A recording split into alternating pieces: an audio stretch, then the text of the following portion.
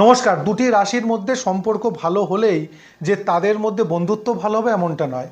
রাশির সঙ্গে রাশির দূরত্ব তৃতীয় একাদশ হতে হবে, তবে বন্ডিং, প্রেম, ভালোবাসা, বিবাহ, আত্মীয়তা, বন্ধুত্ব, একে অপরের পার্টনারশিপ, ব্যবসায়িক সহায়ক এবং ভাগ্য উন্নতির সহায়ক এবং সারা জীবনের জন্য ভালো সম্পর্ক রাখার জন্য যে সূত্রটা কাজে লাগে সেটা হচ্ছে রাশির সঙ্গে রাশির দূরত্ব তৃতীয় একাদশ।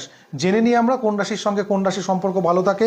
1 নম্বর মেষের সাথে মিথুন কুম্ভ, বৃষের সাথে কর্কট মীন, মিথুনের সাথে সিংহ মেষ, কর্কটের সাথে কন্যা বৃষ, সিংহের সাথে তুলা মিথুন, কন্যার সাথে বৃশ্চিক কর্কট, তুলার সাথে ধনু সিংহ, বৃশ্চিকের সাথে মকর কন্যা, ধনুর সাথে কুম্ভ তুলা, মকরের সাথে মীন বৃশ্চিক, কুম্ভের সাথে মেষ ধনু, মীনের সাথে বৃষ মকর। অর্থাৎ রাশিগতভাবে একে অপরের শত্রুতা অর্থাৎ রাশির লর্ডের থাকতেই পারে, কিন্তু দূরত্ব শাস্ত্র বলে তৃতীয় একাদশের সম্পর্ক সব থেকে বন্ডিংয়ের জন্য, আত্মীয়তার জন্য, সংসার করার জন্য, ব্যবসায়িক পার্টনারশিপের জন্য অবশ্যই ভালো ফল দেয়। ভালো থাকুন, সুস্থ থাকুন।